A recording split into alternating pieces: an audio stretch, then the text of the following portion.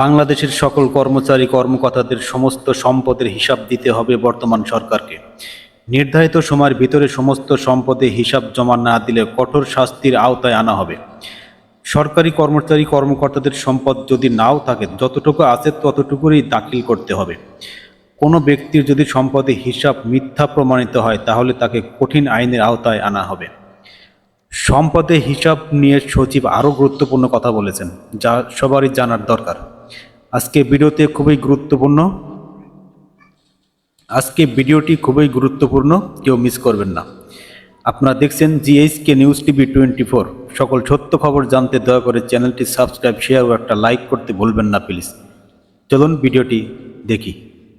সরকারের সকল কর্মকর্তা কর্মচারীকে সম্পদের হিসাব জমা দিতে হবে, এমন ঘোষণার একদিন পর সচিবালয়ে সাংবাদিকদের সাথে এ নিয়ে কথা বলেন জনপ্রশাসন সচিব ডক্টর মোখলেছুর রহমান। তিনি জানান, সম্পদের হিসাব দেওয়ার নিয়ম ঠিক করতে দুদক সচিবের নেতৃত্বে 5 সদস্যের একটি কমিটি করে দেয়া হয়েছে। একটা ইউনিফাইড, যাতে এত মানুষের প্রশ্ন না করতে হয়, বুঝতে কষ্ট না হয়, সম্পদ বলতে কি বলছি, স্থাবর বলতে কি, স্থাবর কি, এবং ক খ গ করে আইটেমগুলো আমরা লিখে দেবো। এর বাইরে যদি কেউ থাকে ওখানে বলা থাকবে, অতিরিক্ত থাকলে আপনি এখানে লিখতে পারেন। আর এইটার মাধ্যমে আপনার সম্পদ থাক আর না থাক, আপনার জিরো সম্পদ থাক, আপনার দাখিল করতে হবে। জনপ্রশাসন সচিব বলেন, সম্পদের ক্ষেত্রে পরিবারের সদস্যদের স্বচ্ছতা থাকতে হবে। চাকরিকালে তার ব্যাচমেটদের আত্মগোপনের কথাও তার বক্তব্যে উঠে আসে। সরকার তো বহুবার চেঞ্জ হয়েছে, এইভাবে কেউ পালায়? বাইতুল মোকাররমের খতিব কেন পালাবে? উনিও তো পালাইছে। আমার ব্যাচমেট, আমি তো অনেক আগে চলে গেছিলাম, সরকার এখানে এনেছে, সরকার আমাদেরকে জনগণের কাজ করার জন্য। আমি তো পালাইনি। আমার ব্যাচমেটরা যারা মাননীয় সংসদ সদস্য হয়েছেন রিটায়ার করার পর, তারাও পালাইছে। সচিব বলেন, দুর্নীতিবাজরা রক্ষা পাবে না। সরকারি চাকরিজীবীদের কেউ ভুল হিসাব জমা দিলেও ব্যবস্থা নেওয়া হবে। দুদক যেহেতু এটা অফিসিয়ালি হ্যান্ডেল করে, তারা এটা বিবেচনা করবে কার সম্পদ ব্যবহারের জন্য কাকে তলব করা হবে।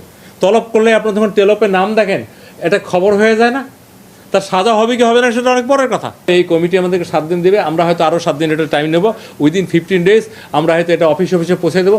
সেইখানে টাইমলাইন বলা থাকবে কবে জমা দিবে।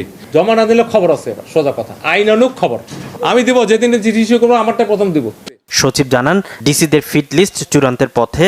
1 সপ্তাহের মধ্যে 25 জেলায় ডিসি নিয়োগ দেওয়া হবে। পাশাপাশি বাকি জেলা থেকেও প্রত্যাহারের কার্যক্রম শুরু হবে।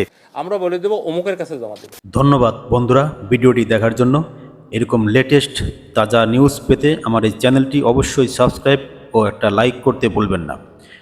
ভালো থাকুন, সুস্থ থাকুন, আল্লাহ হাফেজ।